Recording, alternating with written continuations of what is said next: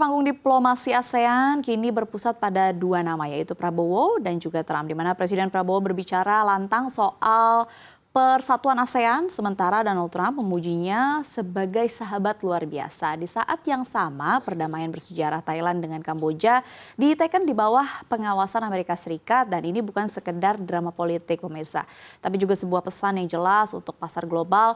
Stabilitas kawasan sedang dijual sebagai jaminan investasi yang baru. Pertanyaannya, apakah memang narasi stabilitas yang dipromosikan ini adalah nyata dan juga menjadi peluang ekonomi yang bisa diambil oleh Indonesia dan juga kedekatan dengan dua pemimpin ini, ataukah memang ini hanya aksi diplomasi belaka? Kita akan membahasnya bersama dengan Bang Iqbal dan juga Mas Lucky. Pertanyaan pertama mungkin langsung saja dari apa yang sudah disampaikan. Ini kalau saya bisa lihat antara Donald Trump sama Prabowo tuh kayak ada hubungan spesial ya memang ya.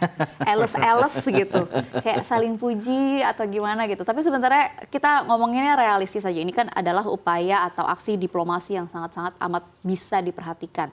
Apa keuntungannya buat Indonesia dari aksi saling memuji ini? Mungkin Mas Lucky silakan. Ya, pujian Donald Trump memang bukan yang pertama ya untuk Prabowo. Sebelumnya setelah pidato di PBB, kemudian ketika bertemu di KTT Perdamaian di Mesir, dan sekarang di Malaysia. Jadi menurut saya melihat ini dari sisi yang cukup positif ya. Artinya dengan memberikan pujian di depan umum, di hadapan forum secara terbuka, ini menegaskan bahwa hubungan kedua negara memang baik ya. Jadi dan di situ ada harapan bahwa kerjasama lanjutan, entah itu dari sisi ekonomi, misalkan politik, pertahanan, apapun itu terbuka lebar. Jadi menurut saya gestur yang diberikan oleh Trump di forum-forum ini menurut saya sangat positif ya untuk hubungan kedua negara, dan harapannya memang dari sekedar gestur ini bisa ditindaklanjuti tentunya dengan kerjasama lanjutan yang pastinya menguntungkan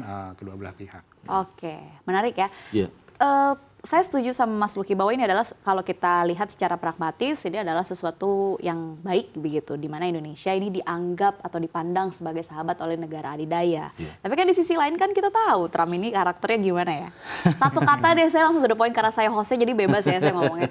Trump ini kan oportunis. Iya, betul. Nah, gimana kita menanggapinya kedekatan antara Prabowo dengan Trump di saat kita tahu Trump ini oportunisnya luar biasa? Iya, betul. Bahkan tadi deal yang Kamboja Thailand pun ada tambahannya gitu kan, kerjasama soal mineral kritis gitu ya. Itu memang ciri khasnya Trump, dan tapi memang patut dicatat ya, seingat saya memang ini udah ketiga kalinya Presiden Trump memuji Presiden Prabowo ya.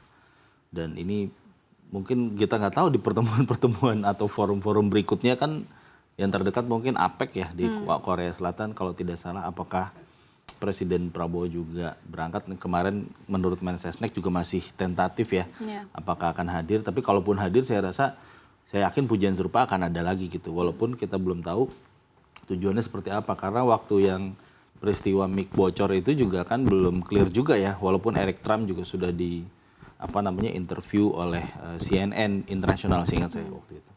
Tapi yang saya ingin highlight di sini bahwa pesan persatuan ASEAN itu menurut saya semakin kesini semakin relevan, karena kejadian antara Kamboja dan Thailand itu sudah benar-benar sesuatu yang nggak pernah terjadi sebenarnya. Kalau yang dulu kan kita ngeributinnya tahun-tahun lalu tuh soal Myanmar kan, bagaimana negara-negara ASEAN itu nggak bisa mengintervensi kekejaman junta militer terhadap warga Rohingya misalkan. Tapi sekarang malah ada keributan di antara mereka sendiri gitu, dan kalau benar damai ya seperti yang kita lihat ya, ya bagus sih, positif ya.